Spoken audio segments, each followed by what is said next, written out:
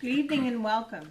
Today is Tuesday, April 15th, 2025. It is 7 p.m. and I'd like to welcome you to this evening's Select Board meeting.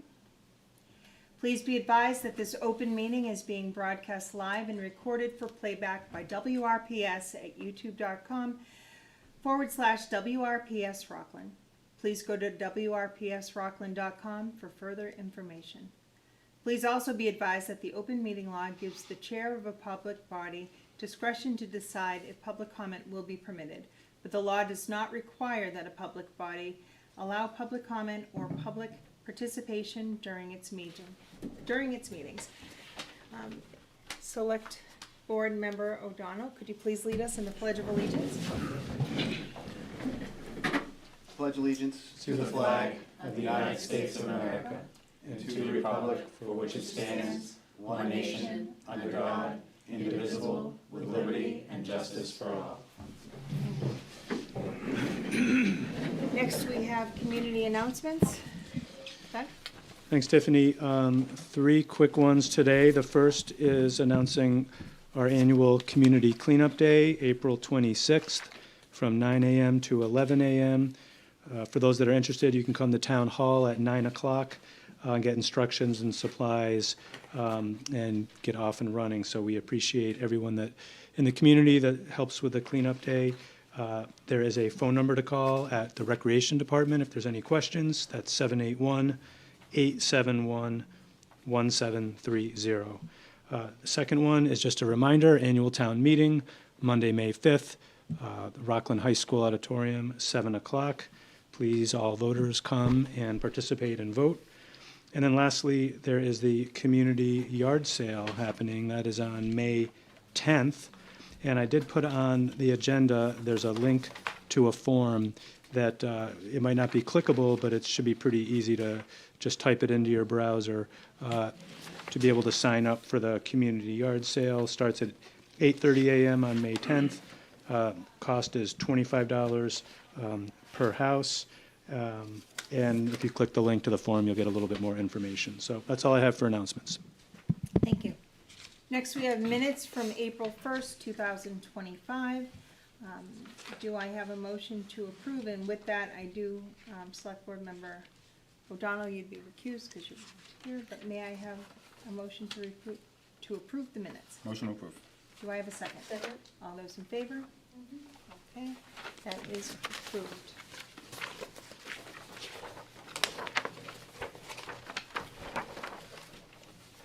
Next, we have new business. Appointment to Cultural Council, Michelle Frawley. Is Michelle here?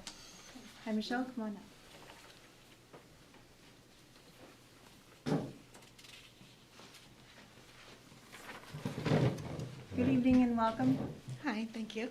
If you could please tell us a little about yourself and why you're interested in joining the council. Yeah, thank you. So I'm Michelle Frawley. I've been living in Rockland for about 12 years.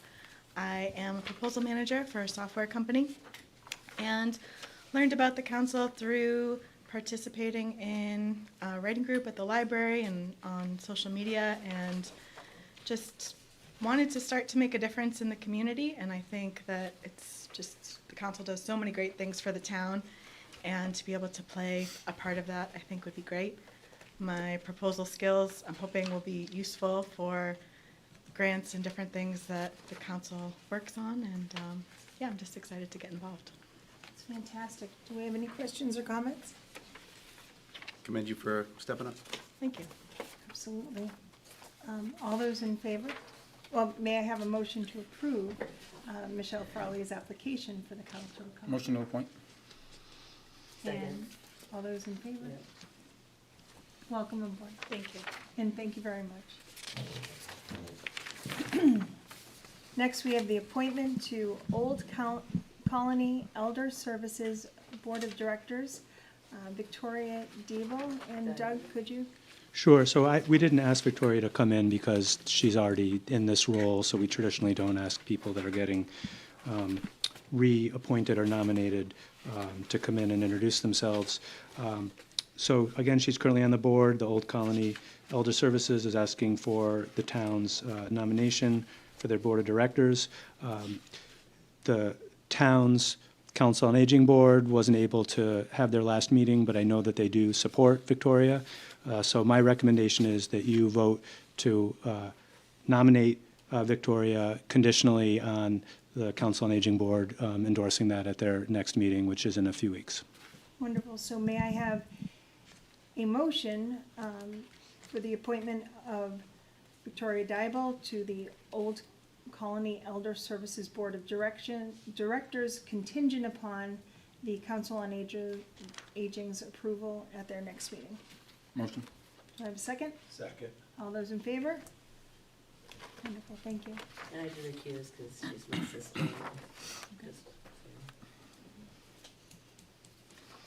Next, we have one-day liquor license request, fourth floor artist, Sandpaper Factory, 83 East Water Street, for April 26th to 27th, 12 to 5 p.m. And I see Rob Rosa coming on up. Evening, Select Board. Make it mind. Thank you. There is a QR code on the back if you want to. Thank you. Thank you, Bob. Thank you.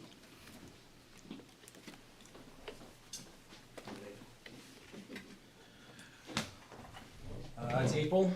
It's the first time in the year when we do our open studios. For those that don't know, the fourth floor artists are primarily housed at the Sandpaper Factory, 83 East Water Street. Twice a year, the owner, Alan Curtis, allows us to welcome the public into the building for an artisan fair throughout the entire building. It's a new board, and we're trying some new things this year. More food vendors, live music, obviously alcohol. We've done that in the past, but we actually have a formal distributor. It's 90+ sellers, wine distributors. Total Wine absolutely loves these people, so we wanted to give them a try. Right now, the count is 75 artists throughout the building. Every single medium you can think of. The only thing that we don't have going right now is the ice sculptor, and it's because it's not time. But other than that, wood, paint, glass, everything you can think of. Fiber arts.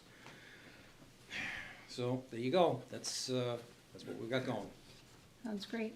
Do we have any questions or comments? I know it's always a wonderful time. Rob, how many people are you anticipating coming to this event? Typically, the average number that we have for April is anywhere from 800 to 1,000 for the overall for the weekend.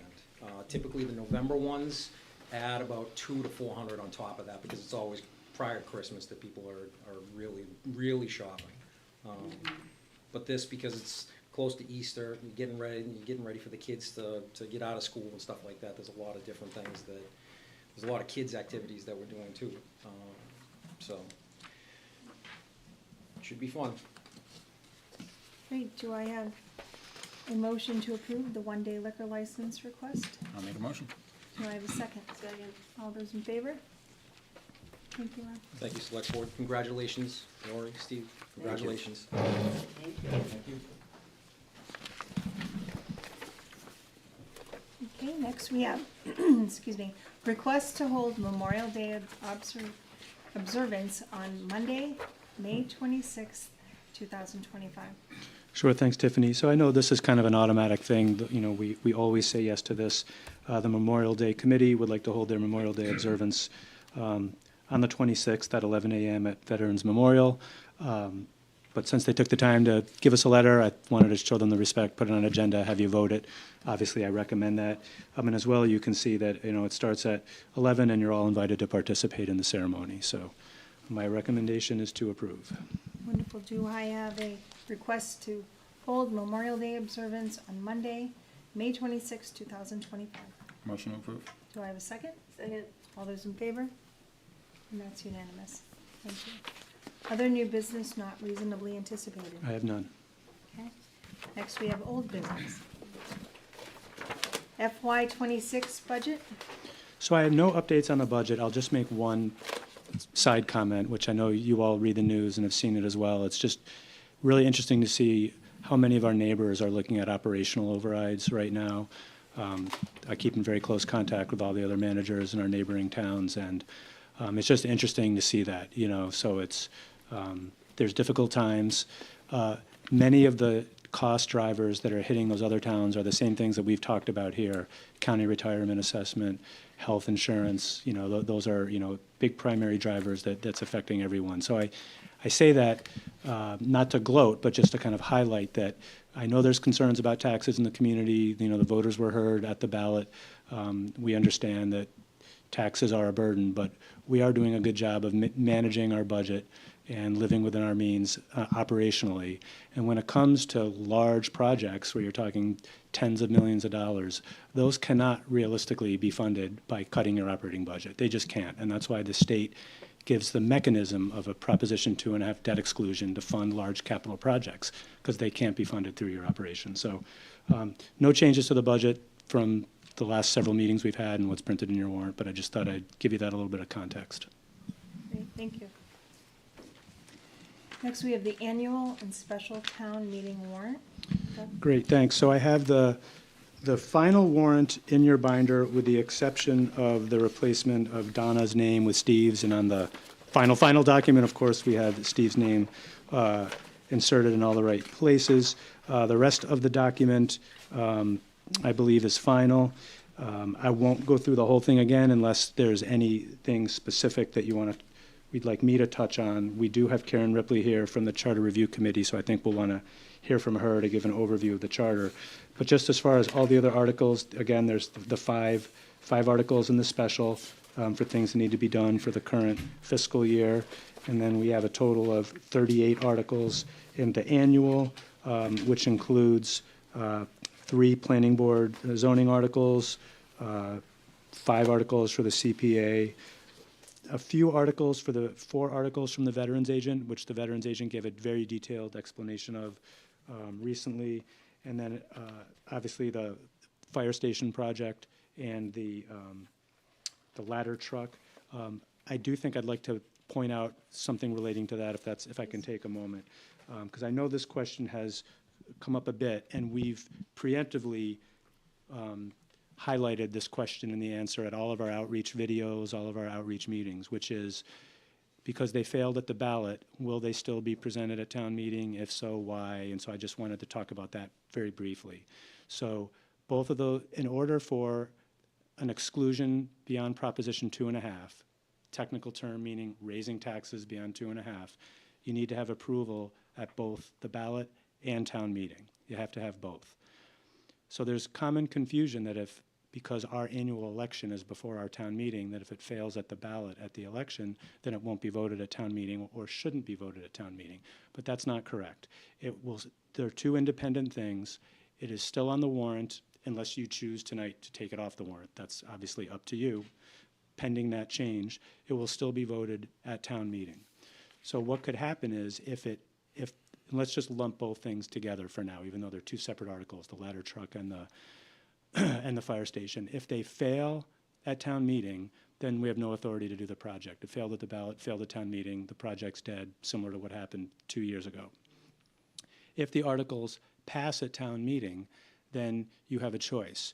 You could let it be and say, okay, it passed at town meeting, but it failed at the ballot, so we don't have both of the approvals we need. You could just say the project's not moving forward. Or you could call a special election sometime after town meeting. Essentially, it would be like a tiebreaker to give voters one opportunity, because you'd have 2 conflicting votes. You've got a yes vote and a no vote. You could call a special town meeting to give voters a final say. In most other towns, or at least many other towns, town meeting is before the election, and the benefit of that is people can go to town meeting, hear the presentation, ask questions, have that back and forth to have an informed vote at town meeting, and then have an informed vote at the ballot. So while we've done a lot of outreach on these projects, our schedule, our election is first. So another logic or reason why you might want to call a special election if it passes town meeting is because now voters would have the benefit of having heard and seen everything that happened at town meeting. So I just wanted to highlight that, because I know that's been a common question. Unless you vote differently tonight, it will still be included in the warrant, and it will still be voted at town meeting. And even if you voted no or yes, or however you chose to vote, please come to town meeting to vote on it. I'm happy to talk more about that. Maybe I'll just stop now, because everything else are just pretty much the traditional financial articles, the general fund budget, the 2 enterprise fund budgets, and all the various capital articles. So, yeah, I wanted to add a little something to what you just said about the firehouse and the fire truck being on the town meeting warrant. People are screaming at me on the streets, why can't the town hear that no is no? We've said no, we've said no, we've said. From what I remember, a lot of people at town meeting last year said, scale the project down. Let's regroup and see what numbers we come up with. So that's why it was on the ballot and it's on the warrant this year. And a lot of times people vote and don't know like all the facts as to why we really do need it. And perhaps some people who can afford it don't come to town meeting or the ballot, the ballot vote. So, and we'll continue to put it out there, but, like I said, it's gonna, if it's voted down at town meeting, then it's just dead in the water, And to your point, Doug, about possibly removing it, I think it's important that we at least remain consistent, because had it passed at the ballot, then it could have been voted down at town meeting, and we would have left it on the town meeting, warrant anyway. So I think, I just think remaining consistent in how we approach things. We said there was gonna be a ballot vote followed by town meeting, then potential special, but to your point, if it loses at the ballot and it loses at town meeting, then it's over, loud and clear. We'll have the discussions at town meeting, but I think, be consistent anyway. It's on the ballot, it's on town meeting, so. Yeah, to your point, Doug, I think it allows the opportunity to educate more people about the project by having it at a town meeting. I know the fire department building committee did a wonderful job putting together a presentation in trying to educate the public. It's unfortunate that they weren't well attended. So I think this is an opportunity to shed some light on the project and hopefully minds change. Yeah, and I guess I'll concur that we should leave it on there, let the people come, let their voices be heard. It's nice to hear what people actually have to say, too. So let them decide if they want to, permanently put it aside, or if they want us to put us in a decision if we want to call a tie-break vote, so. Yeah, and also, the majority of what I hear is that we just can't afford it. And I understand that maybe if the VOTEC vote wasn't this year, and if the economy wasn't as, people are kind of freaked about what's going to happen in the future in the next couple of years with the economy, then, maybe the firehouse would have passed. But we'll, I think putting it on the warrant will again let people, use their voice. And I agree with all that's been said. I think, like Select Board Member O'Loughlin said, the consistency is important. It's how it's been framed, and so that we have, the 2 opportunities to vote, and with the town meeting, we'll have more opportunity to educate who's there, and hopefully leading up to it. And Madam Chair, just one more point, I think it's important also, the select board doesn't put any items on the warrant because it's something that we want. It's something that we want the community to have their voices heard on. And we put it out there for them to make a decision. It's not our decision, it's our decision to assemble the warrant. We take a look at what the article is and see if it warrants further discussion or if it warrants further action from the community. It's up to them to make the decision. So ultimately, I've seen a lot of things over the last few weeks that the town voted for new schools. Okay, well, the residents of the town, yes, they did. The residents of the town voted for new schools. That became a priority. I don't know who the quote-unquote town is that's been being referred to, but it is. The residents made a choice. They chose to vote for the VOTEC. They chose to vote for the Phelps Elementary. They chose to vote for a myriad of other projects, and they chose not to vote for the fire station for the second time, and it is what it is. So it's no hard feelings on our part. We'll put things out there as we see things that make sense to move the community forward, and if the residents don't agree, then the residents don't agree, and we'll find a better project. So just my thought. Can I make one last comment, Tiffany, which is, some of the concerns I've heard too is there's so many things happening at once right now. There's water improvements and sewer improvements, and we built a school, and so I've received some criticism for like, why aren't we more sensitive to that and why don't we spread things out? And I think the reason is because for many decades in this community, the boards, the people in your position didn't put forward needed investments or questions to have voters approve investments in our community. And so what happens is we have this backlog, and now we're kind of all having to play catch up. And the longer we wait, the more expensive it's going to get. So I know it's kind of an obvious point, but I just want to explain it, that it's not that we're sitting here conniving, trying to find a way to make this the most financially painful thing possible. No, it's because we've had decades of lack of investment, and now it's all coming up at the same time, and something's got to be done. And to that point, it's to make it the least painful as possible, and that's what happened with the fire station. It's never gonna get less expensive than it was this past weekend. Right. It's only gonna go up from here, Right. you know, in theory. So, and it's the same thing with any other project that comes forward. You know, we're just looking at ways to improve the community, because for generations, they kicked the can down the road. And, you know, like I said, we put the proposal out there, you know, the new schools, there was a ton of money given to us from the state on those projects. They were good deals, and yeah, there's a burden to the taxpayers, but the residents decided that it's too good of a deal to pass over. We decided that it was too good of a deal not to warrant consideration from the residents, and that's what we do. And I don't know if people realize the amount of time that, you know, and this is not a complaint at all, but I don't think they realize the amount of time that we do put into these, that this isn't just, oh, we see it at the meeting and then we vote on it and that's it. Like, this is talked about basically at the start of the year, if each year or sometimes the prior years before that. Things like the charter. This isn't, you know, just some harebrained idea. This is something that, and this is to a greater point, right? It's like, that's a committee of appointed residents, that this is what the residents say they want to see change in our charter, based on their discussions with places like the Collins Center, that has worked with over 130 other communities, that works closely with the state legislature. That stuff's all been brought back to us. None of the selectmen had any say as to what was going to come from that committee. We had presentations that come to us. Same thing from the fire building committee.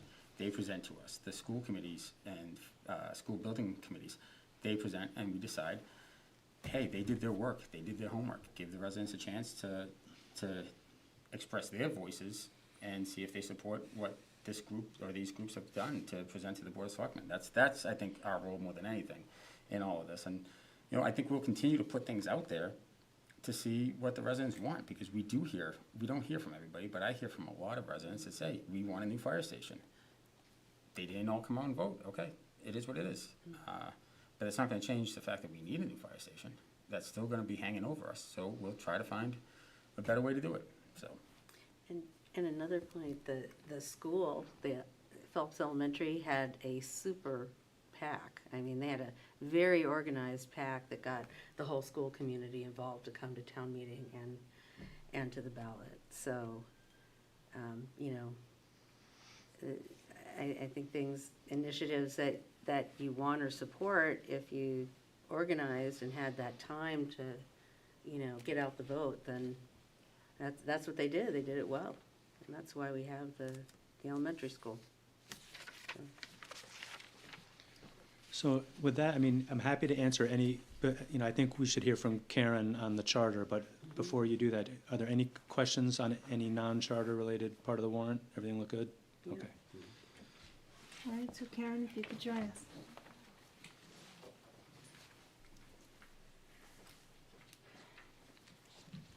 Good evening and welcome. Thank you for joining us tonight. Thank you, and congratulations, Lori and Steve. Thanks. I wrote stuff down this time, because like I said, every time I'm here, I'm a horrible public speaker. And I get really nervous.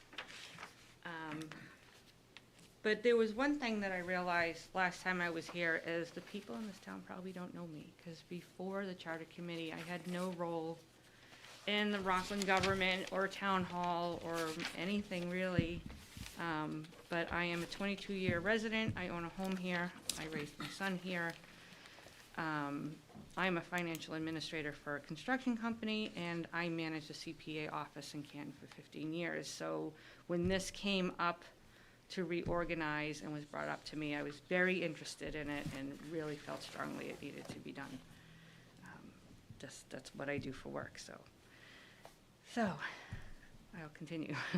So the Charter Review Committee, working with the Collins Center over the past several years, I've been on for 3 years, has done a full review of our town charter that was created and implemented in 1970. So the charter is now 55 years old. The charter and much of its language do not align with the state's current recommendations or what the town needs. Overall, the charter has served the town well, and during the process, we found much of it still pertinent. So there was a lot of it we didn't change at all. It was just shortening language and removing a lot of stuff that was redundant. We, as a committee, with the help of the UMass Collins Center, focused on the areas that we needed to be updated, modified, or changed. All language was recommended by the Collins Center and aligns with the state laws and statutes. Obviously, there'll need to be a bylaw review after or if this gets passed. So some of the highlighted areas are updating the recall process. Due to the current language, the citizens of Rockland do not have the ability to recall an elected officer. We updated the language to align with the state's legal language for a recall process. One small reason was it didn't have the word sworn affidavit in it. So just putting that in there made a huge difference. Some of the following changes are to create a more functional and consistent government. This is funny. After the lawyers at the Collins Center, who have revised more than 150 town charters, reviewed Rockland's current charter, our department processes, and in-office workflows, they had stated for their first time ever, they were not able to create an organizational chart for the town of Rockland. So we need to provide consistency for all boards, elected and appointed. Currently, language varies from board to board. To note, all boards and functions under state laws and statutes, those laws and statutes still take precedence over the charter. So library, sewer, parks. We reviewed and updated the duties and responsibilities of the select board. New language provides the select board, rather than the town administrator, which was our previous recommendation, with the ability to reorganize, consolidate, or establish positions or departments. This goes back to the lack of being able to create an org chart for the town of Rockland. We also believe this gives the voters of Rockland a stronger voice, as the select board is elected by the people. This is a change from what was presented from the last update. After much discussion, we decided this was best for Rockland, as an org chart is important for the town because it clearly outlines the structures of local government, showing the roles, responsibilities, and relationships between departments and officials. It helps residents understand who is accountable for various services, improves communication and efficiency among staff, and supports transparency and effective decision-making within the town administration. Personal side note, I like Facebook. I'm on Facebook a lot. I see a lot of people complain, why can't the select board do this, or why can't they do that, or I called the select board for this issue and they're not able to help me. A lot of complaints. In the 3 years working with the lawyers at the Collins Center, it was pointed out our select board is very restricted in what they can address and concern. So this will help fix that. So now residents can call the select board, hopefully, with their concerns, and it can be addressed more efficiently. We reviewed and updated the duties and responsibilities of the town administrator. The town administrator is fully responsible to the select board. He is responsible for day-to-day operations of the town. He is the chief procurement officer for the town, and he is also responsible for town buildings, or will be for town buildings. Currently, there is no consistent oversight of the maintenance of town properties. We updated the removal for the process. We updated the removal for the process of the town administrator, or the process to remove him or she. We wanted to ensure that the town's personnel and HR policies are followed and adhered to consistently across all departments and boards. So whenever there's an opening, we want there to be stated clearly the qualifications for that position, it to be posted, to have resumes submitted, have an interview process, all going through our town's new HR department. This language is under the town administrator per the lawyer's recommendations, since the Human Resource Department works within the town administrator's office. Sorry. We created a more realistic date for the town administrators to submit budgets for the new fiscal year. I don't know if you wanted to clarify that a little bit more as to why. Yeah, no, thank you, Karen. So like currently in the charter, it's December 31st, and I talk about this every year because that's so early. You know, we don't even have the governor's budget out yet, so it's, I always present you something and I give it to the finance committee the next day and it all gets right on the recycle bin because of the timing. Yeah, it's not real. So I don't have it in front of me, but I believe if I found the right page, I think it's no later than 90 days before a town meeting, which makes more sense because it's after the governor's budget out. I have a sense of our preliminary cherry sheet and I can better project. So I think it's a better way to go, better deadline. Thank you. We clarified the appointments of the capital planning committee by adding language under the committees who appoint those members, just because it was lacking, it wasn't there. So this isn't a change to how that works, the language just wasn't there, so we added it. We recommended a mandate to have a review every 10 years of the charter, so this does not happen again, and every 5 years of the town bylaws. Bylaws are easier to change than a charter. Areas of review that we're not recommending to change were the elected positions, so clerk, treasurer, collector, highway, as strongly suggested by the people at last year's town meeting. We heard them, and we are keeping them elected. And also keeping the town quorum meeting at 1:50. And that is it. So, any questions? Thank you. Do we have any questions or comments? I do. I took a lot of time last night to compare this charter to our current charter. Those that know me, a lot of my friends call me the rule book. I like to dig into bylaws and charter. So I had a couple of questions and a couple of opinions, knowing that now that I'm on the select board, it's not usual that a select board member will get up in front of town meeting to voice these questions or thoughts at town meeting. So I want to take the opportunity today. The first question I have is in Article 2, Chapter 2, Section I. The police chief duties were removed in point 2 bylaws. Sorry, hold on, where are we? Yep, Section 2, Article 2? 2.02I. 2.02I. Under the select board? Yes, I believe so. Do you know Yeah. which page it's on, Steve? It is 55. Oh, okay, I see. 55, thank you. Sorry, I should have done that. So in the previous, in our current charter, it enumerates some of the duties and authorities of the police chief. And so this points to the bylaws. And I know at the end, there's a section that says that, the recommendation for a bylaw subcommittee to be formed Yep. to review any bylaws that need to be changed. But if there's discrepancy between the two, then the charter shall remain. My issue with that is there is no language that authorizes the chief in his duties. So that's because all of those duties are by state bylaws, Okay. and those are always changing. And every time they change, if we have to change the charter according to that, and think of now, this is now an That's fair. almost 7-year process. I didn't take the time to go through all the bylaws. Yeah. Because it was getting late. So there's a lot of stuff that we just removed because it was redundant, because it's state law anyway. Great, that's fair.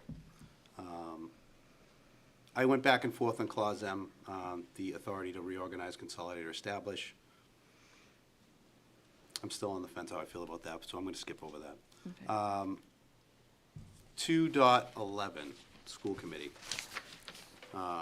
In our current charter, it gives the school committee the ability to supervise private schools and academies, and it seems that that authority was removed. Again, I think that was a state Probably a bylaw. state one. But they removed that ability? No, we were just keeping it consistent so it would match the state. So anytime it's state bylaw changes, we don't have to change the charter. All right. It's because we're enumerating that they have general charge of all public schools, including evening and vocational. And so I thought it was odd that that language was removed. Yeah, any language we removed, it wasn't to change the charter, it was because we were just leaving it to match state Okay. laws. I do need to step back, page 56 and 57. We have two section 2.07s. Yes, so I have an email to John Clifford on the 8th, and we addressed the numbering situation with him, because so many things, like I said, were taken out and then put back in and then moved. And we let him know, so I don't know why he didn't fix it on the draft, but that can be fixed as it moves into state legis. the Yeah, state if I can jump in Yeah, on you that wanna one point. talk If you go to page 49 on the warrant, which is the beginning of the article, so the introductory part, and as, I should back up one step further. We have a special act charter. So our charters, we voted at town meeting, then we send a request to the state legislature, then they put it in the form of a special act. They pass it, goes to the governor signs it, then it's a law that only applies to the town of Rockland. So if you read that introductory paragraph under Article 25, the second half of it, it says, because it's authorizing us to send something to the state. Provided, however, the general court, which is the legislature, may make clerical or editorial changes of form only to the bill unless the select board approve amendments of the bill before enactment by the general court, provided the select board is authorized to approve amendments within the general public objectives. This is very common, because I've done this several times in the past. So even things that we think are perfectly correct, the way it's numbered and everything, the state legislative attorneys are like, we don't like that numbering, it should be like this, and it doesn't change the substance in any way, but they pass the laws. So that's why this is very standard language that lets the legislature correct things like numbering if need be, or certainly something like numbering could even be fixed on the floor of town meeting if we wanted to. But I just wanted to highlight that any kind of typos or little things like that that aren't big substantive things, part of this article enables that to be corrected. Great, thank you. I think John had a question. Oh, go, yeah, I'm please, sorry, just jump while in. we're here, 'cause Yes. I was gonna ask about this. So is that what it means by unless the select board approves amendments? So is amendments just basically fixing things? Yeah. I'm a little confused by what. Right, what so that means. an amendment would not be, for example, let's make all the elected department heads appointed. Like, Okay. that goes against what they've recommended, that goes, right? So this is more like fix 2.0, the second 2.07 to be 2.08 and Right, do those I types just of wanted things. to clarify that, Yep. because I know that when I first read that, I'm like, I know this was in there last year, but to me, I'm like, ooh, does that mean we could all come in here and just totally change everything Right. before No. it goes to the state? Right, no. I didn't think so, No. but someone is gonna think that, so I'm Yep. glad that came up. Yep, no so, problem. Okay. Can I continue? Do you mind? No, I'm sorry. No, While we're here. I don't, I'm learning the procedure too. It'd be my first I meeting. interrupted, so. This was a great question. Thanks for asking. All right, 2.17, section C. It's actually not on this one, it's on the old charter. There was a requirement for the town administrator to take out a bond that protects the town. I think it's funded by the town. That was removed. I'm just looking for a why. I can't remember exactly the law on that. Again, anything that we removed, which is just to match with current state It's law, current state law. which is consistently changing. And like I said, we're 7 years into this, so to constantly change this, I do like that we you would changed- rather it just fall under state law. Yeah, I like that you changed the language throughout to remove specific references to state law. Yeah. Language, subsections and chapters. Yeah, because and again, it's constantly changing. we'll do a bylaw review after this to make sure that everything is consistent. Yep. Now, this one's a bit more opinion on my part, and less of a question, but want to make this statement because it's something near and dear to me. Related to 2.19, there is, where is it? It might have been 2.19. Maybe it is 2. I might have mistyped it. There is a section here that exempts, so it's speaking to Like Ken- appointments and hiring related to, I believe, the town administrator. So it's part of the powers of appointment. I may have, instead of, so it's 218A, I believe. And there is exemptions in there that are listed, I believe. I wish I wrote I it think down. it's exempting from like the school department and the Yes, joint water works. That's Yes, exactly it. Because So, they're not in the charter. My thought on this, and I'm, again, making my statement known now because it's not appropriate for me to speak at town meeting on this, is that I believe the park commissioners should be exempted. Weymouth has gone to a DPW. They are now reinstituting their park department because their parks fell into disrepair because it wasn't a priority. I think our park commissioners and our park department do a wonderful job because that is their sole purpose, is to care for our parks and our parkland. And I fear in the future, if we were to consolidate, that we may lose sight of the importance of those properties. In addition to that, I think it would be appropriate for the park department, and I mentioned this later about, hiring, but for the park commissioners, in most elected boards in general, to have a more autonomy when it comes to hiring at least their department head. I know there's language in here that says that they will reach out, that the town administrator will reach out and get advice from those elected committees and commissions. But the authority is moved to the select board versus those other elected officials. I find it a bit problematic. So all departments will go through the Human Resources Department consistently. That was what we were trying to make. And each department head would have a huge role in that. We just want them to go through HR all the same. This is for the department heads. Yes, So the hiring of the department head is now moved from those elected boards to the town administrator via HR, yes. with the approval and denial moved to the select board. Where you're looking to the boards and the elected boards and committees to advise the town administrator, and so that begs the question, can the town administrator ignore those elected boards' direction if there's a disagreement? Because the way the language is, it would seem that It's not, They could. it's just the town administrator's involvement just to make sure that the process is consistent, not to deny or disagree. but that's not what the language states. We'll have to look at that again with the town council, I guess. Yeah. I don't know. Can you specifically read the part that you're talking Yeah, about? it's the 'Cause I powers of don't- appointment. Unless appointing authority is specifically granted to another board, committee, or individual? Is that the? Yes, under the charter, so like with the, if you go to, there are, So I'll for read it. example, so the town treasurer, she hires the assistant. Right. So it's consistent across the boards, and otherwise, unless it's noted within the charter that they hired their own specific So I'll- person. And when it comes to Parks Department, they fall under state law and statutes, I had mentioned that in the beginning. So whatever the state law is for the Parks Department is what would be followed. Right, so the state law, because I did look that up, states that towns may enact a Board of Park Commissioners. But the And the park duties commissioner may is be elected. consolidated to a DPW or held at the select board level. Well, And so- the park commissioner is elected, Right, so my issue with it is, so that would stay elected. they would stay elected, but the park superintendent would be go hired through by the town administrator, no longer the Unless park commissioner. whatever it states under the state statutes and laws. The state It statute would and law. follow What- that and not the charter, because that always takes precedence over the charter. The state law And nowhere defers to the town. nowhere in the charter are we creating a DPW.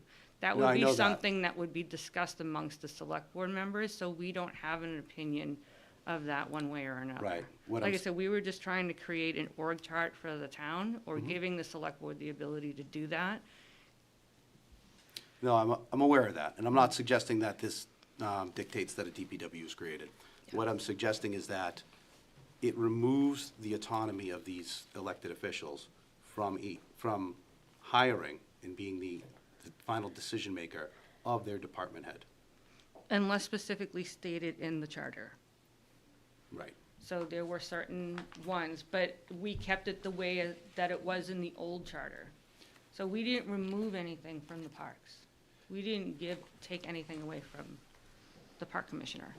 It's exactly as it is stated in the town charter, and again, state law supersedes our charter anyway. Can I make one observation? So we And didn't change anything. And I want to be clear, I was not on the Charter Review Committee. I attended like one meeting when I was invited. But that's an important distinction, because I don't want people to think that I was involved in any way with their recommendations. They were completely independent. Part of what's happened in with our current charter is there's a lot of ambiguity, because it's a old, out-of-date document. So there might be some boards that have state authority for hiring and firing, and others that don't. State doesn't authorize it, and it's not even explicit in the charter. It's just been a past practice. It's just been the custom, and so people are deferential to that. So but I do think you're correct, Steve. My understanding is when you read this, the only exemptions for the independent hiring of those department heads is what's laid out there, which is the school district and the joint waterworks. So I think your interpretation is correct in this, but I do understand what Karen is saying, because they weren't making other changes to authority, but they are trying to make everything consistent, because the status quo, again, it's inconsistent, And it was and in never- some cases, it's actually blank, and so we're just relying on custom, which who knows if it's even legal for elected parks commissioners to be doing some of the things they've been doing. It wasn't in because the it's past charter. Because they're, Yeah, it wasn't necessarily in the past charter. Right. was It just wasn't, something it that- wasn't in there, it's just so we something that never happened. took it away Yeah. from It was them never at a all. power It that was taken never away, in because there it was to never actually begin there. with. It was just became a practice that occurred by somebody that, they came up and said, hey, we're hiring this person, okay, sounds great. Yeah. And they gave that authority, and it just happened to say that way, so. Yeah, so- I think just putting it on paper and having a roadmap as to how we come to this place. And I think what I'm hearing a lot from what we've heard over the last couple of years from this committee is they want to have accountability and know who's in charge. I mean, we watched, you guys just ran for election, and every issue that was brought up was stuff that had nothing to do with the select board. Correct. Yeah. Like, not a single person asked you guys Absolutely. anything that had to do with select board, Oh, you mean right? at- Steve, how come you haven't fixed the water yet? Or, I'm working You know, on it. what are you guys working on in school? You guys, bullying in school, you guys fixing that?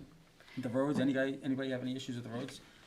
We have no authority on these things. Why can't we Hey, fix my the trash water? didn't get Yeah. picked up. Laura, you Yeah. fixing that? No, none of us. We don't have the authority to fix these things. And Doug doesn't even have the ability to walk down the hallway and say, hey, to the department head, can you work on this? It's, I don't answer to you, right? So it's Yeah. like, there has to be some kind of an organizational chart, and I think they've done a good job on this. And I hear it as, you know, this is a group of residents that this is what they think the town, they would feel more comfortable with the town being run by people that they elect to the highest board, the chief elected officials, than some other boards that, I mean, we've seen it with some other boards, and this isn't to make light of anybody, you know, anybody that gets involved, but people tend to, I guess there's the level of involvement depending on what the committee you're on. I mean, there's been people that I've been on other boards that person never shows up to a meeting, but nobody even knows that in public because it's not televised. So I think if there's the accountability, at least for the department head, there's consistency that you can be more respondent to the residents as opposed to, you know, whatever's going on with whoever's elected at that specific time. Yeah, and I also wanted to add, it's about professionalizing town hall. Yeah. And I think that consistently Doug has done an outstanding job of doing that, and Courtney, and, you know. And I think it's more of the department heads working in coordination with the TA and us, because oftentimes some people who are appointed or elected may not have, you know, experience in hiring, the right questions to ask, what to look for. So if there's more coordination between departments, I think we'll actually get better people on the boards and actually get things moving. And I even go back to the financial portion of it, and John, Yeah. you can speak to this too, you were the former finance committee chairman. Remember when people would come in and they'd say, hey, I gave this $5,000, $5,000, and $5,000 on a 3-year contract, and you'd say, well, we don't have any money. Oh, we did it anyway. You know, like, so where's the conversation, right? So who is giving the direction to say, hey, if you're gonna negotiate, you know, a raise, this is where it has to come from. It can't just be, you know, this person's a good guy, they've been here for a long time, let's reward them. It has to be, direction has to come from someplace. But if Doug was to turn and say, guys, we can't afford anything more than 1%, and that's our direction, say we said 1%, and they say, well, we don't work for you, and we're gonna give them 5%, you know? So you have to, I think, at least have something, a spot that's recognized as an authority, so that at least people know, all right, well, I have to follow these guidelines, I can't just make it up as I go. Right. And I want to state, and I do this a lot, and I have to get better at it, there are a lot of positives here. And I think creating that org chart is so important. And having the town administrator having the ability to direct people once they're in their role is very important. I agree with all of that. My worry is more to the fact that, and this is not a reflection of Doug is terrific. And I'm more looking to the future, right? This is a charter that will govern our town. It'll be beyond all of until- us. Right, We're it's all way gone. past us. Yep. Is Not the that current people. you have and I'm gonna keep using the parks, because that's an easy analogy to make. Well, just to touch back on the Parks Department, we didn't touch that at all. So if you look at the old charter, it's exactly the same as it has been for the last 55 years. Oh, no, absolutely. We But it's- didn't change it. It's the other lange related to the town administrator that changed, which gives him new powers.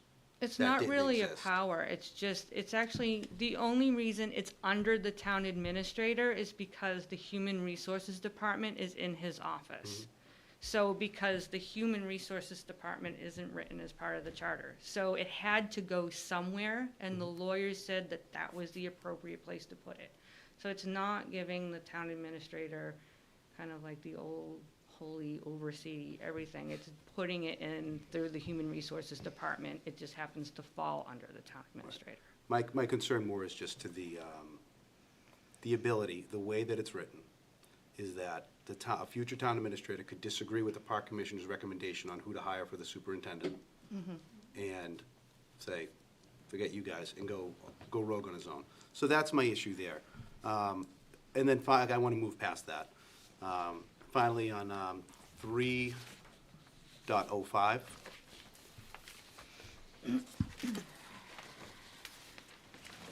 Because everything else, after this, everything else is fantastic. Again, we didn't touch that. Well, we did. We removed enumerated rights that the public body has. Oh, well, yeah, again, anything that we removed, so if there's things that we changed, which is what we highlighted. If we removed something, it was to keep it Right. to But state bylaws, so we wouldn't have to keep changing the charter every time the bylaw changed. this one specifically, because I don't believe that I don't those have the old rights, language in front of me. those rights, I don't believe have changed in state law. But what those enumerations do is allows the public in Rockland to better understand what their role is at town meeting without having to go thumb through thousands and thousands of pages of state law. Okay. I've spent stupid amounts of time reading through state law because I'm weird like that. The majority of people are not going to do that, nor are they going to consult an attorney to understand what their rights are at town meeting. And so I think it's important to, and they were pretty basic, right? I don't have the old charter in front of, the current charter in front of me to reference them, but they were fairly basic in what their authority was at town meeting. And I think it's an opportunity for them to understand what it is. And so I'll finish with this and I'll stop talking. So the charter really is meant to be what the town's responsibilities are, not what the residents' responsibilities are. With the residents are responsible for town meeting, they're our legislative body. Okay. So I'll say this, and then I'll let it go. This is my thought on this article as it relates to this town meeting. I feel we must forego approving this article to move to town meeting at this time. This is our town charter, the Constitution of Rockland, and we must get it right. I would ask the Charter Review Committee to review the recommendations made here tonight and bring back a clean version for our review well ahead of the next town meeting so that we may perform our duty to the people of Rockland and step through these changes appropriately. I feel it appropriate to quote Thomas Jefferson from a letter to George Washington on May 16th, 1792, "Delay is preferable to error." Thank you. Tiffany, can I clarify one thing? Please. I don't want to beat a dead horse, but I just want to follow up on one point you made earlier about the appointment of a department head, and in your example, say the park superintendent. So in that section, C 2.18A, it says, "The town administrator shall," not may, but shall, "consult with the appropriate elected or appointed board, commissioner, committee, and the select board prior to making any department head appointments." And then the select board has 20 days to veto it if I'm going crazy and appointing somebody that's, not appropriate. So I did want to highlight, again, I didn't craft this language. Right. But there is a requirement for me to work with the other boards, and there's a requirement for me to notify the select board for their approval or veto. So I wanted to make sure that everybody understood that. Right, thank you. Bev, do we have any Yeah, feedback or questions? Steve, you articulated some of my concerns infinitely better than I ever could have. My concern about this is we kind of reformed this committee. I know we've been working on this for years. Yes. But it was what, like 8 weeks ago, 6 weeks ago? I don't know, maybe it was longer, but it just seems like we made a sudden decision to put this committee together again, and we're kind of rushing it to the finish line. So I hear what you're saying, Steve, and I'm 100% on board with punting this to a future time. I think people are gonna be confused by this. I hate the fact that it's all or nothing. I think there should be opportunities for people to break it into pieces. I know that, I mentioned that when Rich was here. I also suggested that it Yeah. was in different pieces in the warrant, and Yeah. So we were the told, fact right. that it's all one, I think people are gonna, no one's gonna do the amount of homework, Steve, they're gonna look at this and go, I don't even know what to do, and I think it's gonna get blasted. And if it gets blasted twice, it's gonna be harder to go back again, so I'm 100% on board with putting this off. So and- John Clifford, if you wanted to know why he suggested not putting it in separate articles, you could reach out to him, so. Well, we gotta decide tonight, so unfortunately, he's not here, so I can't ask him, so that's another reason to put this off. If we had formed this committee back like in October instead of February or March or whenever it was we did, we would have a much better chance of asking those questions. We didn't see this until late on Friday. I mean, Just to be fair, it wasn't rushed. This is, I- and, you know, I- like I said, I'm the newest member, and I've been on I- for 3 years. no, I know, I think we started Yeah, at the same time, and then, so. like I said, the only things that we changed from our last presentation was we listened to the people about the elected officials, and we put Yeah, I those mean, I back. think they're gonna have concerns about consolidating more power, either with the town administrator or with this board. There's I understand I think power is, professionalizing. I think a power is a strong word, though. That's how it's gonna be perceived. I think it's more oversight and organization than Yeah, power. but I think as, again, Steve dove into it and way more, way better than I ever could. But just my, more 10,000-foot view of this is, I was uncomfortable with some of when I heard what people were talking about, I don't think it was just the elected official part, although that was the driving factor to it. It was Yep. the concern about putting more power here. I know that some people think it should be, and you know what, I probably think it probably should be, but I don't know that's what the voters want, and they're gonna be confused by this. I don't know if we were planning on giving out the current charter. I know it's not in here. I'm not sure what the plan is. I mean, we got 20 days to. We're just to trying to educate give oversight Yeah, and I'm to not, the I'm sorry, I don't mean people. this to sound like critical. No, I of know, you. it's not I know. criticizing, I'm just explaining more. We're just trying to give oversight to the ability to oversee things to the people that the voters voted for. They voted for you to oversee how the town is run. And like I said, like we've learned with the lawyers, you guys are extremely restricted. No, I know. Yeah, so we're just, the people who think we're trying to give you guys power, we're just trying to give you the ability to do what the people voted you to do. And Karen, could you also share, once again, is it 7 years? How many years has this been? Since before COVID. Right. So I think it's been at least 7 years, going on 8 years. I'm the newest member at 3.5 years. Thank you. Yeah, and, I mean, there's other parts of it that are brilliant, like putting Doug in charge of the maintenance of the buildings. I mean, that's the biggest criticism I get, is why aren't the buildings, why haven't they been maintained? Why do we let them go to pot? Why do we need a new Yeah. building? Well, like the librarian's in charge of taking care of the library. Yeah, yeah. So, but I see this as working in a coordinated effort. Like, and oversight, it to me doesn't mean power. It means taking the recommendations of elected officials, of the HR department. Working together. Yeah, working in more coordination, which is how successful corporations become successful. They're well-oiled machines like that. So, I've seen extreme waste in certain departments, right? And, but there's nothing anybody can do about it. And again, Right. this language and these recommendations are coming from people who, this is their expertise. This is what they do for a living. They've done this at least 150 times before they got to Rockland. This wasn't us going, oh, we No, want it to be this I way. understand that, but We the read voters other aren't gonna towns' see it that way. charters, like, we've read countless other charters, comparing what we liked, what we didn't like, what language we should use, and we tried to make it as clear as possible. No, you guys did a great job. I just wish we had started this like 4 months earlier than we did. Can I just make one quick comment for John? Two things. One is, Rich Penny and Karen told me they're planning on doing community, I was gonna mention this in my TA report, but I'll just say it now. They're gonna do 2 community outreach meetings, Tuesday night, the 22nd, one during the day at the senior center, one at the evening at the lecture hall. And I do believe they were planning on doing, excuse me, like a handout for a town meeting that would highlight the changes, which I think was something you asked about. Yeah, is it possible to do a visual presentation? Sure. I mean, it wouldn't be Okay. me, but the committee could.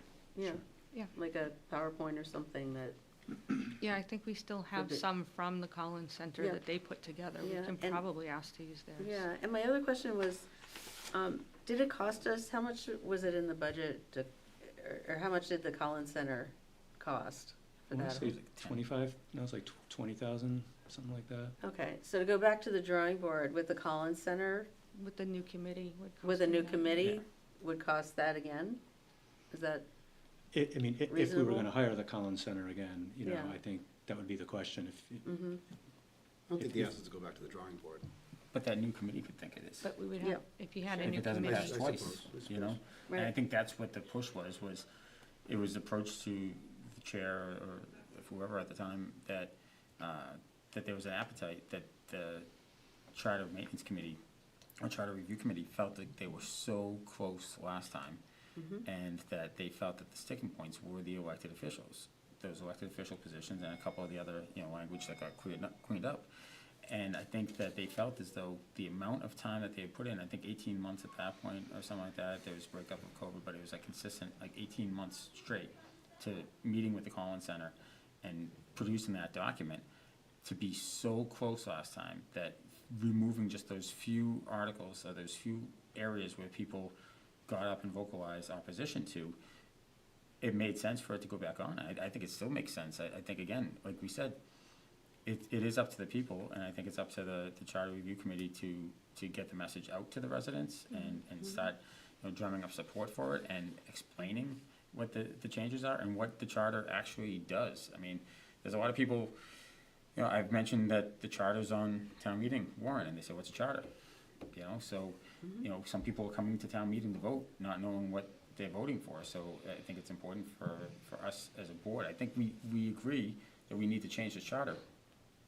I, for one, I don't wanna look at a group of Rockland residents that spent the last 3 years, or even 7, Yeah. for some of them, and tell them, hey, close but not close enough, we're not even gonna give the residents a chance to vote for it. Like, that's my thing, and I think there's nuances and there's things that can be changed. I think there's bylaws that can be changed. I think that there's bylaws that can be added. I think, if there's a specific amendment to something for the floor at town meeting, then I think that might be able to be made as well to change something, but I think this document is 99% there, I mean, you have a couple of concerns, obviously, but, I give you guys credit. I mean, the same way I give all the boards and committees credit. You guys worked hard on these things. I mean, same thing when you guys were on community preservation. You guys worked really hard and you guys presented articles for town meeting, and we always supported it because we trusted the fact that you guys did the job and you guys researched everything, and then you were gonna make sure that you pushed it over the finish line by talking to the people that you knew you had to talk to, and then you represented it at town meeting. And I think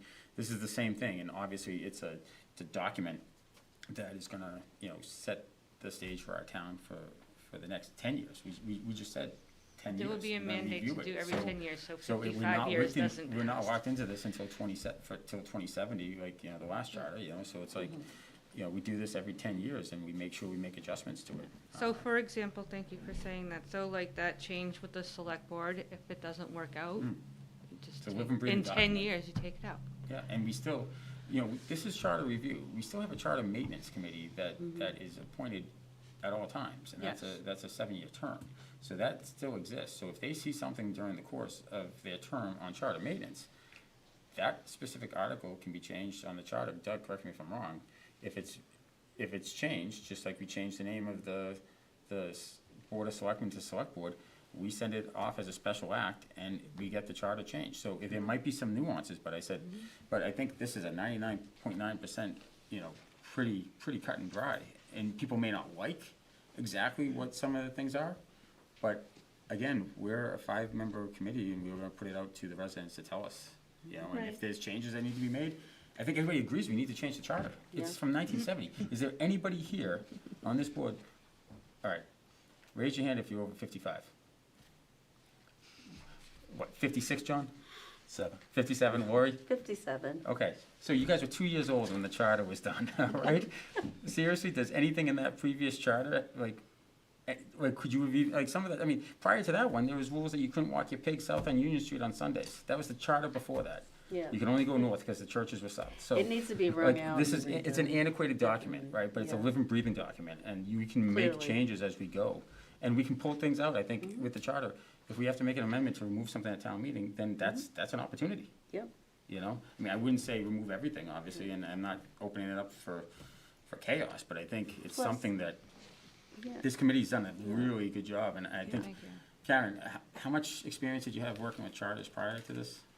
Not charters. Yeah, but I feel none. like you're probably like pretty much an expert. You can speak to this in any town if you had to do a charter committee now. Oh, I don't like public speaking, I know so you don't suggest that. But you can be on the board, you can be on a But board like or a I said, I'm a committee. financial Participate. administrator. I Yes. oversee many different Yes. finance committees. I ran a CPA Mm-hmm. firm for 15 years. I do have a lot of experience of Yeah, this is broken overseeing down, many great. different And I departments. bypassed like the numerical stuff because I knew that those, that stuff, Yeah, and we the did clerical address errors that. would be Like I said, I addressed brought the by email. legislature, and they always do, just like they did last time, or Yeah. even the perfect article that Laurie was really, passionate about, changing the name to select board.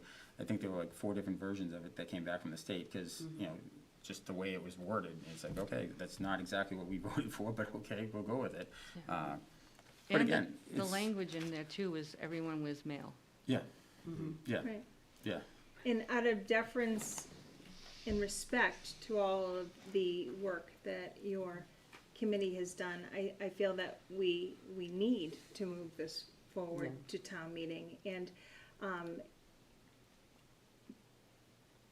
in alignment with the fact that our charter is antiquated and we're negligent if we don't try to update it accordingly because of the need that we have.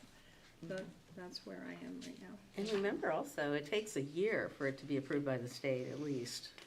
At least. So it doesn't go into effect right away. Yeah, that, Right. like I said, and there has to be a bylaw review before that even Right, happens. correct, So it yeah. could be 2 years. Yep. And I guess the last thing I'll say, my, Steve, my son went to UVA, so Thomas Jefferson's a big into my house, so I'm with you on, I think we shouldn't do this. I understand what you're saying about we should let the voters decide, but I think the fact that it's still all in one, that Steve brought up all those, probably more things than I was gonna bring up. I just would hate for this to go and just get blitzed again, and we're back to square one anyway. But, and I know that's probably their decision, but I'm not gonna vote to put it on the warrant, so. And I know it's probably gonna be at least 3, maybe 4, I don't wanna speak for Steve, but I don't think we should, so. So I had a question for you, Doug. Is it possible to, on the warrant at this point in time, to break up some of the charter? Yeah, unfortunately, it's really too late. The constables come in tomorrow morning to Okay. post the warrant. So, Alright. and normally, if you think back to my last 6, 7 years here, Mm-hmm. normally this would have been done 2 weeks ago. Yeah. So we're up against the deadline. So Okay. unfortunately, there's no time. Okay.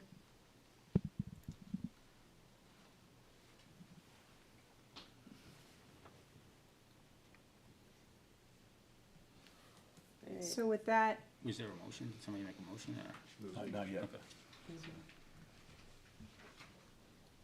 All right, I'll make a motion that we, move forward, we vote the warrant for, annual special town meeting warrant. do we have a second? I'll second it. All those in favor? That's, Then you say all opposed. all those opposed? Okay. It's on. That's 3 in favor. Next, we have the Regional MWRA Water Supply. Thank you. Oh, excuse me, Karen, thank you. Yeah. Thank you, Karen. Thank you very much for your. Karen, you need to talk about the MWRA next. We're gonna keep No that. more talking. Thought the charter was technical. I know. Thank you for coming in tonight, and thank you for all your, Thank you for your hard work. Did a great job. Oh, Thanks, I Karen. just want to point out Victoria Talk to you later. Marvell's here, so, okay. she doesn't know that we already voted her. All right. But If we could just take a moment, Victoria Dybell is here, and just to let you know that we had addressed it at the very beginning. So thank you for coming in, and we voted to approve contingent on the Council of Aging's approval at their next meeting. So want to thank you for coming in, Victoria. Sorry I was late then, sorry. yeah. No, that's okay. Thank you. Thank you. Thanks. All right, so next, we have the Regional MWRA Water Supply Study Update. Great, thanks, Tiffany. So I just wanted to give the board a brief update tonight on this study. So we've talked about this very broadly. This is the first opportunity you've had to see a version of the report, and it's sort of a final draft, but I stress the word draft, so it's not 100% complete. This was an initiative that was brought to us by the town of Hingham to look, because all of the towns in our region and the groups in our study are Hingham, Hull, Abington, Rockland, Norwell, Hanover, Cohasset, and Situate. So all of us have issues with water. All of us are having issues with lack of supply. You know, we've all been in a drought, as well as to differing degrees, issues with PFAS and other things like that. So there is an opportunity with the MWRA. I don't have the deadline exactly in front of me, but if applications for new connections for new communities are brought within a certain time frame, the MWRA would waive some pretty significant connection fees. So Hingham brought this group together to explore a regional study to see if, you know, there'd be more kind of leverage and power with multi-towns in a group to see if we could get potentially an MWRA connection in the future to add to all of our water supplies, you know, enhance capacity, improve quality, et cetera. So a lot of work has been done. I was really only involved kind of marginally. It was really Crystal Cameron and our water superintendent and the assistant superintendent that were really representing Abington and Rockland. Similar DPW directors, you know, water superintendents from other communities, town planners, et cetera. So we had a meeting just recently, I forgot exactly when, you know, a week or two ago, to go over this version of the report. And I'm just going to give you my personal opinion, and I made this opinion very clearly known at the meeting. Crystal Cameron, the water superintendent, you know, agreed with my initial read at this. And I just want to be clear, this is just my thoughts about this. I didn't commit or withdraw the town from anything, because everything is in an exploratory phase. But the concept was all of these towns are going to, you know, need more water. You know, is there economies of scale? Can we lower our cost by partnering with other towns to get this connection in? Well, since this initiative started, there's been a significant commitment from the state with actual hard cash that's bringing MWRA into Union Point. So there's tens of millions of dollars that the state has already committed to that. So Union Point is going to be MWRA water, like that's pretty clear. So when you go look at the study, and for example, if you look at, it's Roman numeral page 7, where it gives the examples that the consultants recommend on each town's share of the cost. The cost is the OPPC, the opinion of probable, I'm going to get my acronyms, opinion of probable project costs. So the way that they're recommending it, which they're saying is standard, you know, across all types of projects like this, is to allocate the cost proportional based on each community's share of the volume of water that they're going to be drawing on, okay? So Abington Rockland Joint Waterworks is a relatively large water system. So if you look at the dollars on that bottom of Roman numeral 7, we're looking at anywhere between 30 and over $40 million would be our share of this. My concern with that is if you were to pull out some of these maps, plans, which are later in there, you'll see it starts, up at Union Point, and then the pipes are gonna go all the way out to Situate, Cohasset, toward Hull. So by allocating it this way, we're essentially subsidizing the construction of pipes going all the way east through all those communities. My counter to the group was, I think it should be based on proportional share of the pipe, of the actual construction, because it's gonna be a very short distance for us to get from Union Point into Rockland, where we could then do what we want with it. But of course, doing that would dramatically shift costs away from Rockland towards Situate, Norwell, Hull, which is what I think is appropriate. So what I'm saying this because there was a lot of pushback to that, because I think it's more traditional that it's based on percent of volume. But based on that, I think this is gonna cost us more money than it would to do something on our own. So, again, I didn't withdraw from anything. This is still a study. There's still conversations. I'm hoping they'll consider other methods of allocating costs. But I just wanted you to have the latest and greatest document. I'm happy to bring back any comments or concerns or questions you might have on it. But that's the thing that really stood out to me the most, is I just don't think percent of volume is gonna work for us, just given we're at the closest end of where the connection's gonna be. So I won't repeat myself anymore. That's really all I had on this. I just So wanted to that's share an that. upfront cost on the percent of volume that they're charging? Well, this would be like the total project cost, so Yeah. however it would be amortized over however many years. But it's not a usage cost. Yeah, the use meaning the amount of water that you're Yeah. consuming. But that, I mean, obviously, that's still being paid for by the residents, so that should have nothing to do with what we're paying for upfront. It should have to travel. Right. And if it's coming into Union Point, then it's coming into Rockland. So if it's gotta go to Situate, then that's honestly, it's on them. Right, and again, this whole initiative was started before there was any real commitment from Mm-hmm. the state to get MWRA water to Union Point. So it kind of made more sense Mm-hmm. sort of before that was really known that it was gonna occur. And aren't they getting it to Union Point through Weymouth? I mean, isn't Yeah. it? Yeah. Yep. So, and Weymouth isn't part of the, Right, they didn't need to be part of the Right. study because it's Right. already coming in. Sure. And, there's a lot of other very technical things which I'm not qualified to speak on, but I'll just give an example of one, which is when water gets commingled with other sources of water, so MWRA water coming into Abington Rockland Joint Waterworks and then going down to Hingham, when that gets commingled, they call that wheeling water. And so there are a lot of technical questions about making sure things are, again, I don't know the right vernacular, purified and the different kinds of chemicals, making sure they don't conflict with each other, that they work together. And so but that can all be worked out. This type of thing has been done before, so the engineers can sort that out. So there are technical things which need to be thought through, and I know things like that the water department is very focused on. But again, I gravitate toward the cost, and as of now, I don't think this will be the best deal for And Rockland. I guarantee if MWRA was coming into Norwell, they would have the same feelings that we have right now. Yeah, If they any one of these understand. other communities, they would say the same thing, that, they're not paying for, it's not, based on the usage, it's based on the pipe distance, so, Right. yeah. I think you're right in your point of view on that. Thank you for the update. Yeah, no problem. We'll keep our thumb on this and, and see Yeah. where it heads.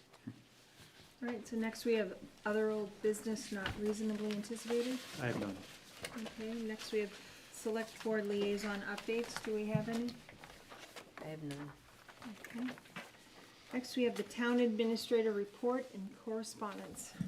So I had 3 quick ones. I really only have 2 now, but I'll mention again the Charter Review Committee public outreach meetings. They're going to be Tuesday, April 22nd at 2:30 PM at the Senior Center and 7 PM at the high school lecture hall. So that's a great opportunity for anybody that's going to attend town meeting to learn more about the charter amendments that you were speaking about tonight.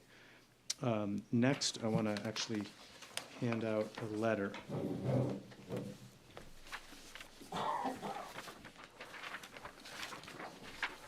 Thank you. So I just handed out a letter that I wrote for a special hockey international tournament that's happening at the Lovell Arena coming up on April 26th and 27th.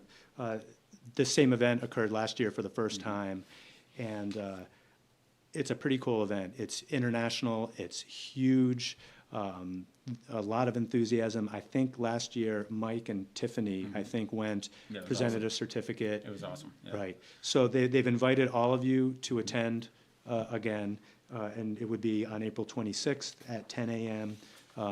As part of that ceremony. What I handed out to you now is just a copy of a letter that they requested that I send on Doug, behalf did they of the invite the town. honor guard again? Yes, sir, they did. They did, very good. There you go. Wear the proper footwear. And I remember some people complaining and slipping on the ice. Tiffany, proper footwear, you were freezing. Could you guys ever wear skates? Could you roll out with a, is there a rule again? No, but they didn't want to move. They weren't gonna move anywhere. Right. Stand in that spot, you know? But it's a really cool event, so And I Tiffany wore flats, and she was just freezing the entire time. Yeah. So, it was a good event, though. Right. The kids were great. They Yeah. were really, really great. It's awesome. Yeah. And it's so inspirational to see people coming from all over the world, and, yeah, and to have it in Rockland is really an honor. I'm used to only getting booed in Rockland, but I got booed, I think you guys be, pleased to know I get booed by international people as well, because when I mentioned that it was great to see so many Bruins fans there, yeah. a lot of them were from Canada or had different rooting interests, and they booed me unmercifully. That's Yeah. really funny. So It's pretty good. I would encourage all of you to attend that. And then my last announcement is just that this Friday, the 18th, will be closed at noon due to Good Friday, and will be closed on Monday, the 21st, because of Patriots' Day. That's all I have. Thank you. Next, we have select board comments. Comments and opinions expressed by individual members do not necessarily reflect the views of the select board and are the opinions and comments of only individual members. Select board member O'Donnell. Sure. So I want to thank the voters who came out to cast their vote during such a miserable day. Participating in our representative democracy is a privilege that should be exercised regularly.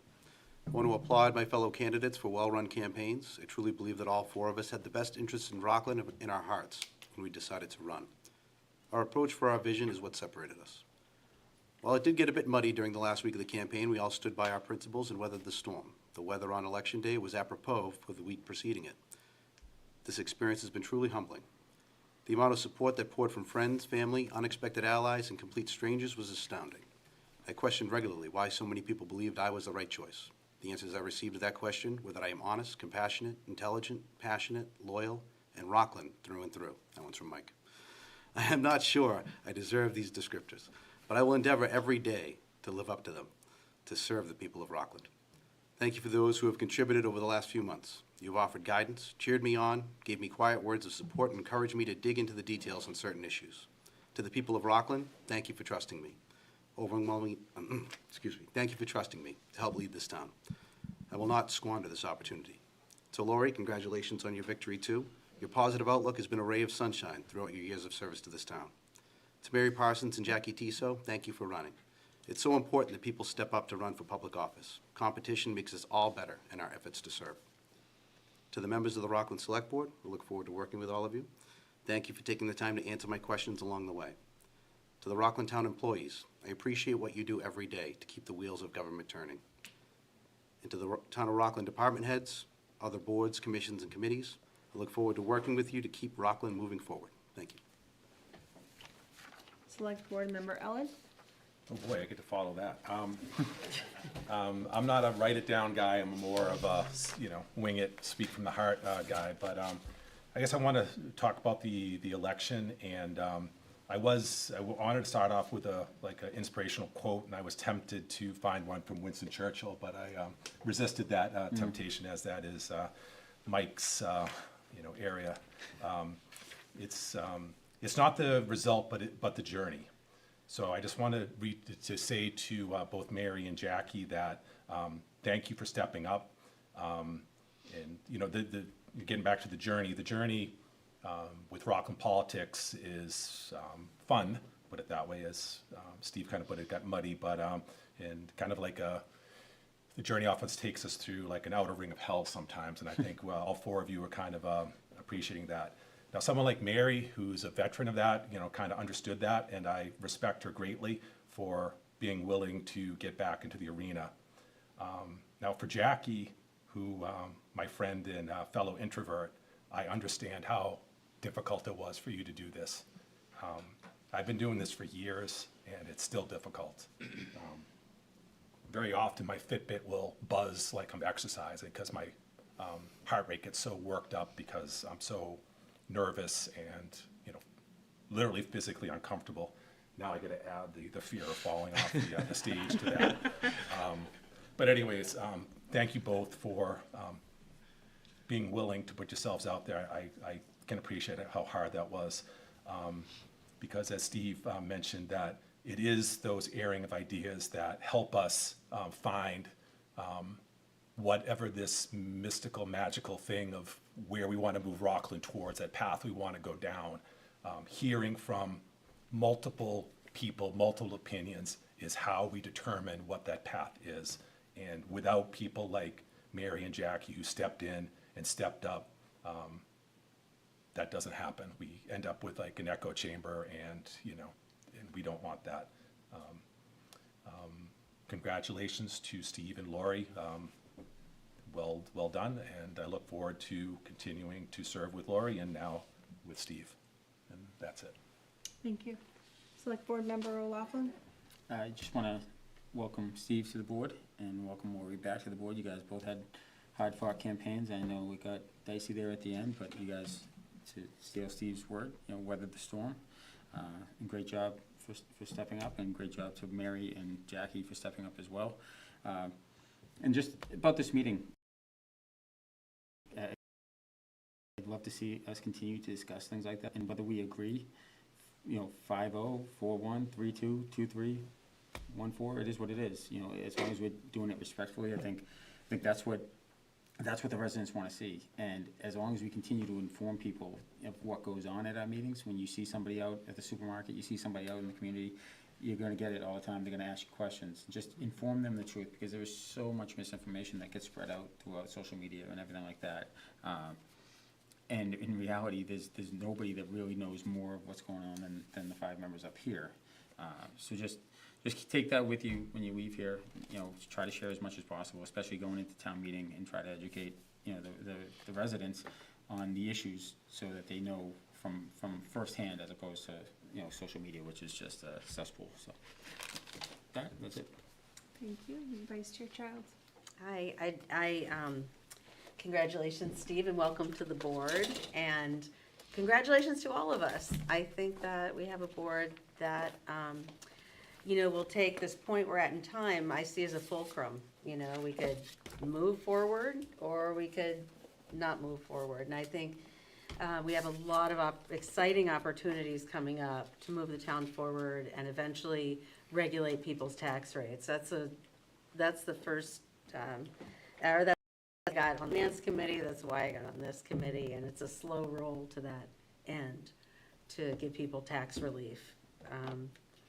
And to Mary and Jackie, kudos on a well-run campaign. It takes a lot to get into the arena and to step up, and not to just watch from the outside. I hope there's more contested races moving forward in every department. And speaking of which, the finance committee could really use some people to step up about now. It's actually a fun committee to be on. I also noticed that at the polls there were a lot of young people. Young families, and I really appreciated that a lot.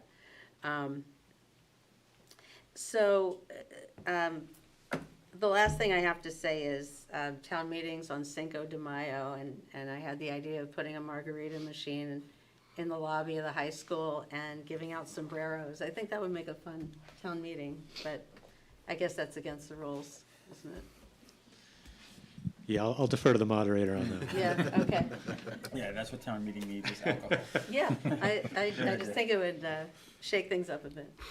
Yeah, anyway, thank you very much for putting your trust in me for 3 more years, Rockland. All right. So, And with that, I would also like to congratulate Steve and Lori, and commend Mary, Parsons, and Jackie T. So it takes a lot of courage, and it's a lot of work to put yourself out there, and you all did that, and I want to thank you. And I very much look forward to working with you, Steve, and working with you again Lori. And just on a side note, this morning I attended the 3rd and 4th grade concert at Phelps School. And I heard their rendition of their recorder songs Okay. with the Hot cross buns. hot cross buns. That's a great one. Okay. It's a classic.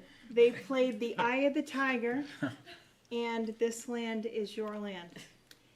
And to see the joy of their accomplishment, and to see my friend Angela tear up when her daughter had a recorder solo because of all the hard work that she put into it, and to see everyone in that room proud of our kids was so inspirational to me, because that is why we're here. They are why we're here. It was such a beautiful kind of little snippet of our community, but it was something that it was such a joyful moment, and I just wanted to commend our music teachers, to commend all of our faculty that take care of our kids every single day. But this morning was a beautiful moment in time, and it gave me such inspiration for moving forward. But with that, I'm looking forward to a brand new board and a brand new, to lots of good things moving forward. And with that, I'd like to take a motion to adjourn. Motion to adjourn. Do I have a second? Second? All those in favor? All right, good night, everyone.